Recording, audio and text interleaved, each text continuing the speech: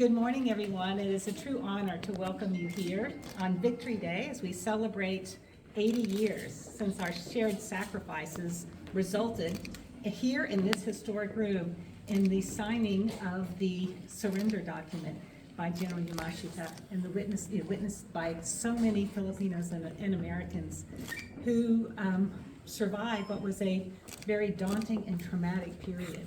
So this Victory Day, we're happy to be here to celebrate with our Philippine friends, partners, and allies. And not only to reflect on the past, but to look forward to the future. So first and foremost, happy Victory Day. And also, we're here to celebrate U.S. Independence Day.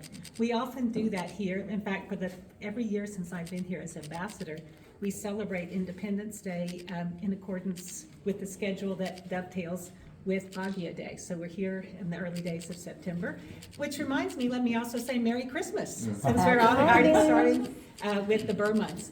But when you step into this residence, I think you'll agree, it's like stepping back in time. And this very table here in this room is where the surrender document was turned over. The American General Wainwright, received those documents. He was the person who had to relinquish his control here to the Japanese when they first invaded, and his portrait hangs right over there. So we're very excited about the program today and excited to celebrate U.S. independence and also to look ahead to next year, which will be 250 years of American independence and also the 80th anniversary of U.S.-Philippine diplomatic relations and the 75th anniversary of our Mutual Defense Treaty. So we've had a big year in 2025, which started with our 80th anniversary commemoration events last October with the Leyte Gulf landing, so a big 2025, and we look forward to even more exciting 2026 ahead. So with that, let me take your questions. Ambassador. First we'll go nationals. Yeah. Zen, ABS-CBN. Of course, we are celebrating here a very historic event. And at the same time, China is doing a Victory Day, and experts are saying this is to reframe the historical perspective of the U.S. role in saying that China and Russia has actually played the more significant role in the World War II. What do you say to that? I think that let's keep the focus where the focus belongs, which is right here. And the Allied victory took place, the surrender document took place here, right in this very room. And it's a victory for the Allied forces and also a demonstration of the indomitable spirit of the Philippine people who really worked hard throughout the period to contest the Japanese invasion and to make sure that the Allied victory prevailed to preserve our freedom. So when you think of freedom of expression, when you think of freedom of the press, when you think of democracy, when you think of all those freedoms that we enjoy today, we think of the Philippines and we think of the United States and not about any third countries here in the region. Right. Russia and North Korea is with China right now. And what's the implication of that? I think the implications are our celebration is right here where it belongs. All right. One more from national.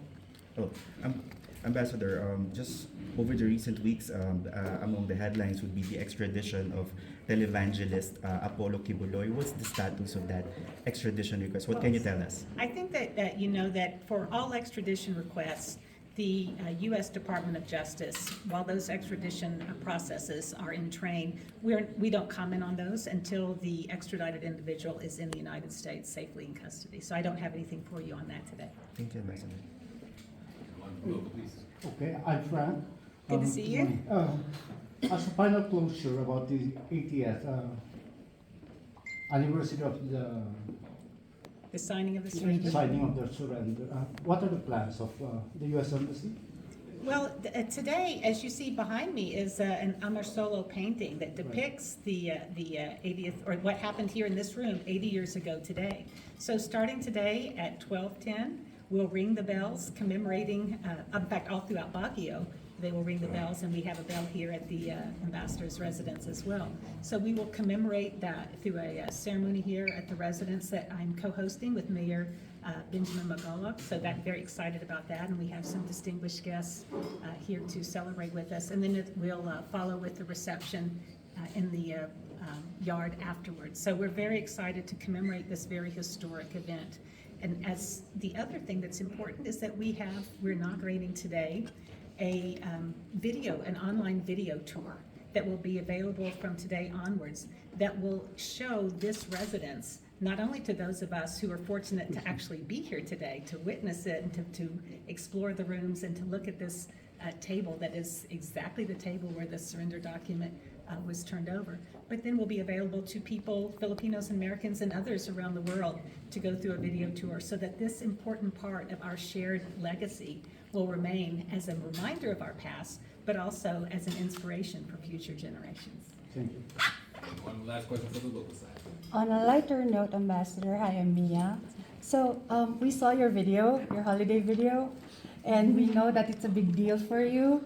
How many Christmas trees are we looking forward to, and is there a theme this year? Well, you know, I am a traditionalist, so for me, I like to I don't have a theme for different trees by year, but at the ambassador's residence in Manila, we have an alliance tree. We have 7 different trees. We have one tree that is U.S. and Philippine alliance, so it's got all of the U.S. and Philippine flags, but also memorabilia and artifacts and art, and I should say more like crafts from both countries.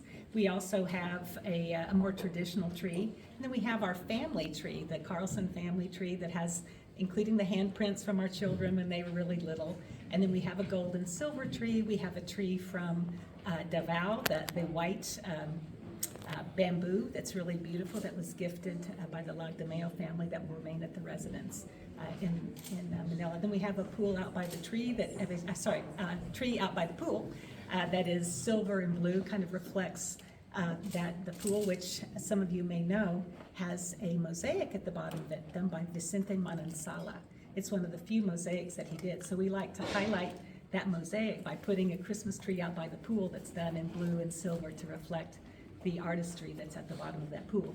And here in this residence, there are 3 trees. We have a silver and gold tree that will go into this corner, a red and green one that will go into the dining room, and then upstairs in the ambassador's residence, we have a smaller tree that we like to decorate. In fact, I will tell you a secret. The one upstairs we decorated last night. We already got a head start.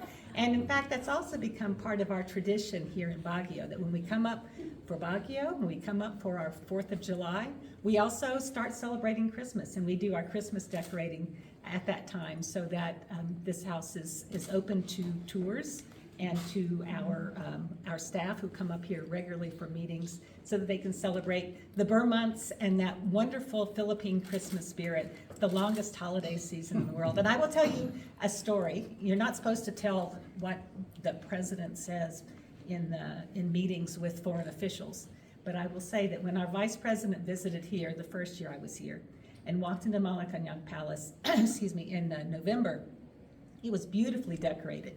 And the vice president said, "Wow, this is so beautiful." And the president said, "You know, we Filipinos celebrate Christmas like we invented it." And that drew laughs, and it's still to this day one of my favorite quotes. I love Christmas in the Philippines, and very happy to be here in Baguio, celebrating so many important events today. Thank you very much. Thank you, Ambassador. Advance Merry Christmas.